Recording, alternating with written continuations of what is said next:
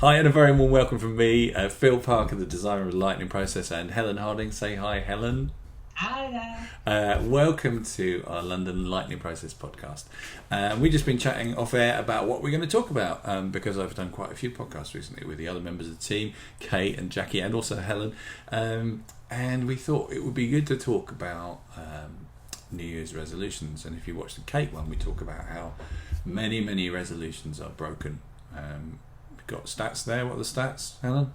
Yeah, well, in America, 45% of Americans make resolutions and only 8% are successful.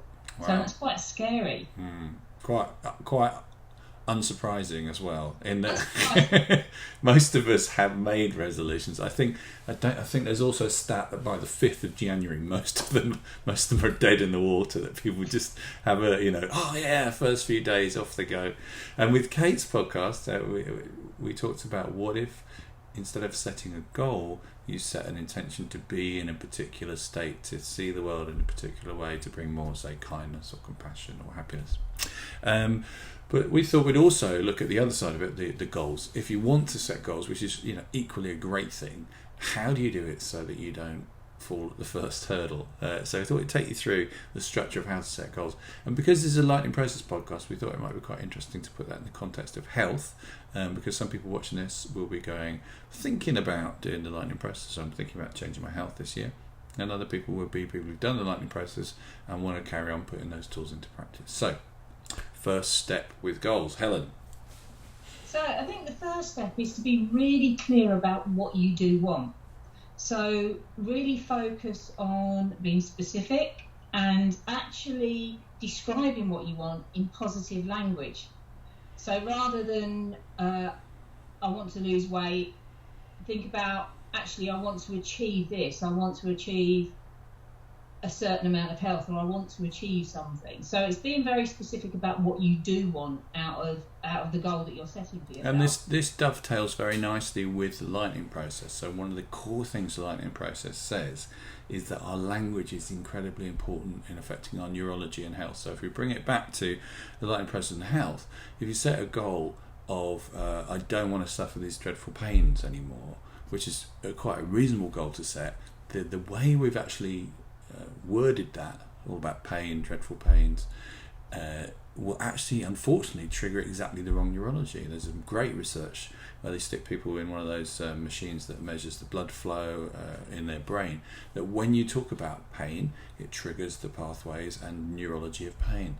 But of course if you're someone who has pain, you spend a lot of time thinking about pain, and if you're setting a goal, the chances are you'll set a goal going, how do I get rid of this pain? But as soon as you've done that, it's like snakes and ladders. You've gone straight down a snake, you are in trouble, because neurologically you've actually triggered all the experiences of pain. So if you're working at home with this and you're thinking, right, what is my health goal, really have a think about making sure it's set in terms of what you want.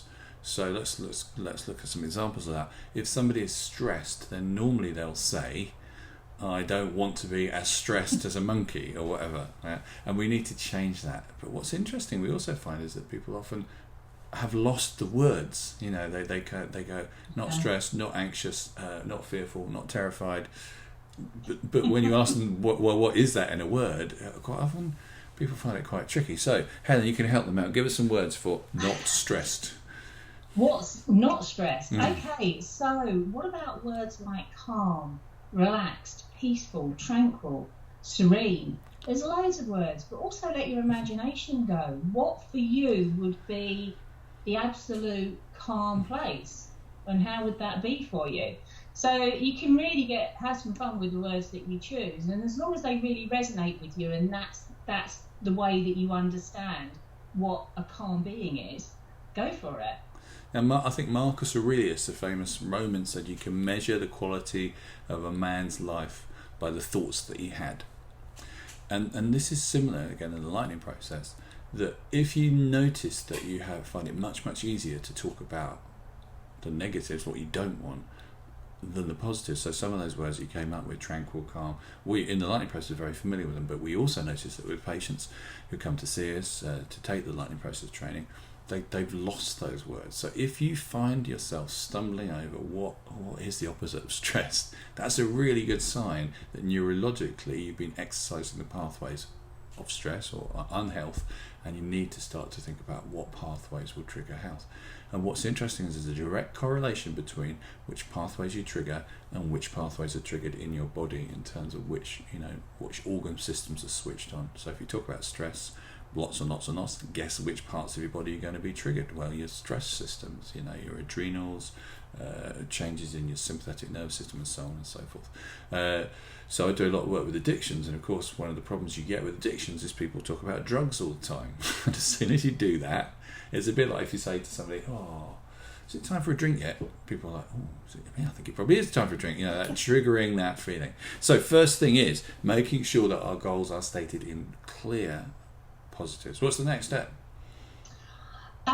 What you could do is look at giving yourself making sure it's a relevant thing for you to be working on, and giving yourself some really good time scales to achieve it in. So you're not saying, right, tomorrow I'm going to be happy and healthy and well and everything's going to be great, because that's not necessarily achievable. But actually, what are you looking to achieve, and what would be a good time to achieve that in? Yeah, very, very key thing. One of the things that freaks people out when they make goals is they overload themselves and overwhelm themselves with either too big a thing or too big a thing to do in a particular time frame, and they go, "Oh, I just can't do it. I can't even think about it." So, for instance, there's the Lightning Process book, which I haven't got a copy of, which we've actually swapped now to a download. And one of the reasons we've done that is it's much more engaging, I think, and it's easier to listen to than to read, and also we can keep updating it with new stuff, and there's some client stories in their own words which you can't get in a book. But quite often people go, "I'm going to do the Lightning Process," and they get the book in the old days and they go, "Oh no, God, there's a book, there's no way I can read all that." It's not a very fit book, but if you're not functioning very well, your nervous system isn't working well, it will seem like an Everest, it's a mountain to climb. With the download it's a little bit easier, although again with technology people can go, "Oh, I've got to download it," and I've got that's really complicated.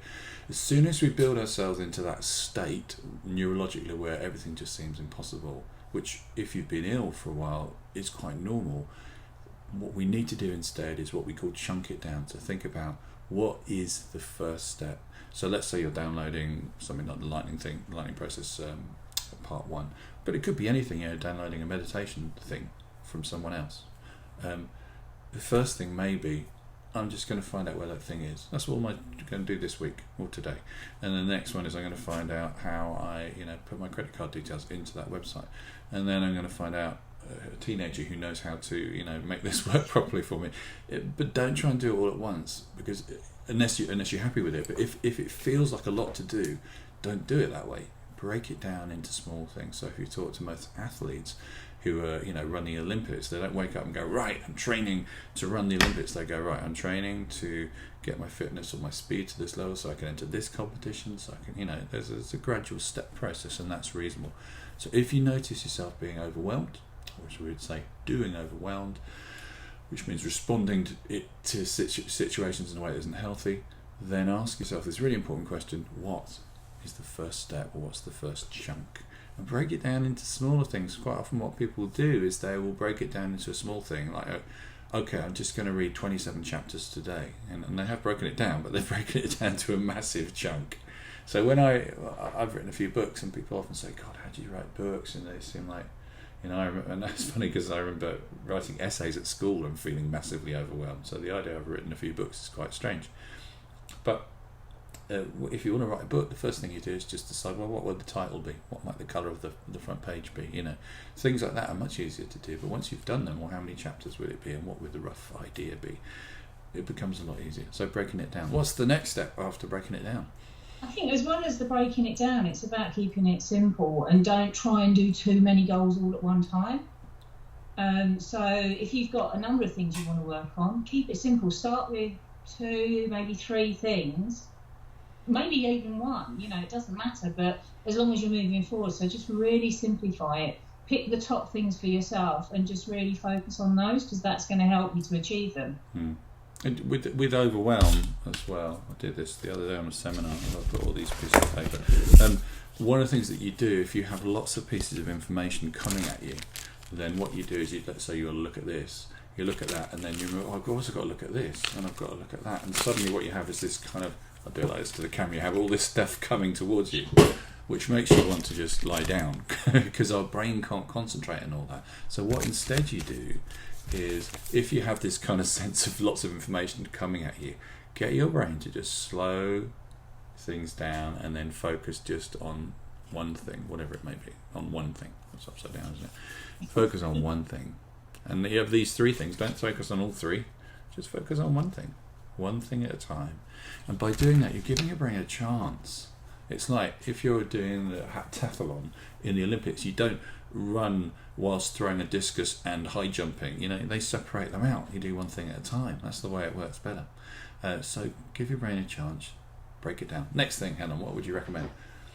I think the next thing is really think about what it is that you're trying to achieve and create some sort of once you've worked out what your goal is and you've been very specific on it, so you've articulated it in a really good way using great language, think about what that would represent for you. So either something like a metaphor that would represent you feeling like that, or create a vision board or something on Pinterest or something that helps you to reinforce what you're trying to achieve, so it keeps you moving towards that. And I think the other thing that's really useful when you make goals like this is to tell someone else about it. By telling someone else about it, it stops being a little idea you had and it starts to be real. So if you say to somebody, I'm going to run the marathon, or I'm going to do this, you can get away with not doing it, but nobody else knows about it. As soon as you tell somebody else, it's like, oops, it's real now. And that is, if you only do that if you actually intend to follow through with it, because your friend will go, how's it going? And they'll remind you about it, which can be great. If you want someone who's a lot of people who do training, say, and you need a training buddy, someone who will go to the gym with you, that really helps to motivate you. You've got someone to share your successes with and support you when you're not feeling that good about it. But it can be really, really valuable. And we come back to the health goal. If you have a health goal like, right, I am going to walk further, or I am going to go and see a nutritionist, or I'm going to see the lightning process, or whatever you decide it may be, I'm going to read more books, get more podcasts. Tell someone about it. Maybe somebody would be interested in doing it too, and then you've got more chance of actually making sure that you get through doing this, and actually and you get to a critical point where it just becomes part of your habit, part of what you do. But when it's a new goal, it doesn't have that neurology. So who would you tell? So Helen, what is your New Year's resolution? Do you have a goal for this year? I do. I'm actually just doing some plans at the moment to simplify things. So I set myself goals every month. So I've got a couple of goals that are going throughout the year, and one of the main ones is to actually start another podcast. Okay. So what's it on? Yeah. Do we know? Do you know what podcast's going to be on? It's all being developed at the moment. So it's not quite yet a specific goal. Well, we look forward to that. It's not a specific goal. I'm looking at the structure and everything else, but that's for the spring. So that's probably a springtime goal for me. Okay, brilliant. Well done. So now you've told hundreds of people who'll be watching this. I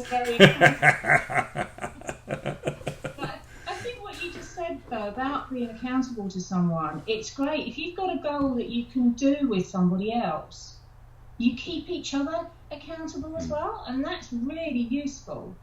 And like you said, having a buddy, it's just such a great way to work and to really help you move forwards. Great. So what other core skills are there in setting goals?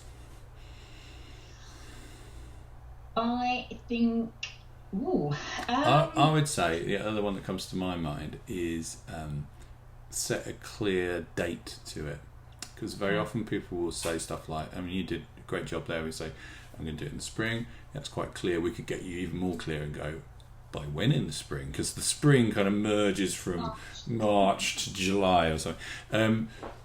Quite often people will state goals by going, yeah, I'm definitely going to get around to that. Oh yeah, certainly, you can count on that.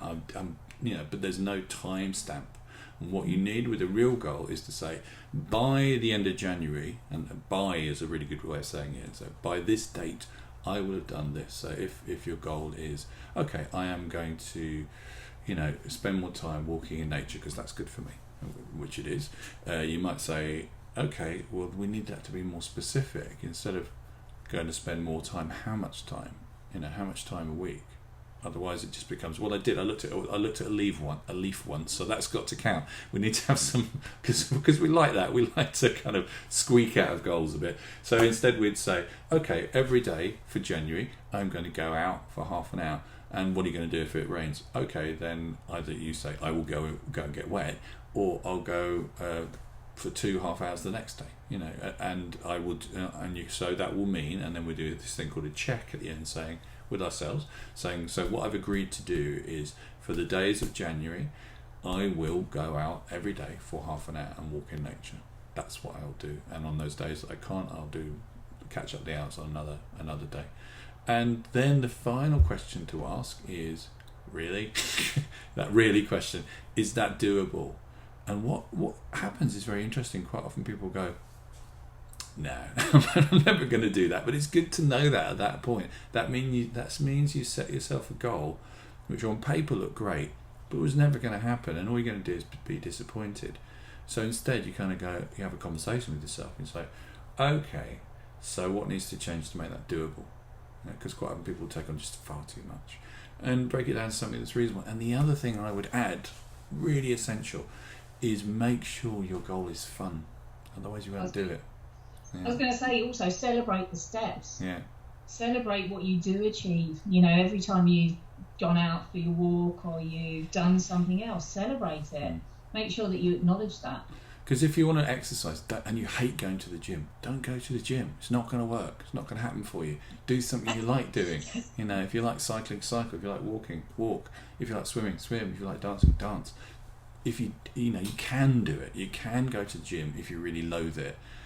But it's going to be tougher. If there's an exercise that you enjoy more, do it.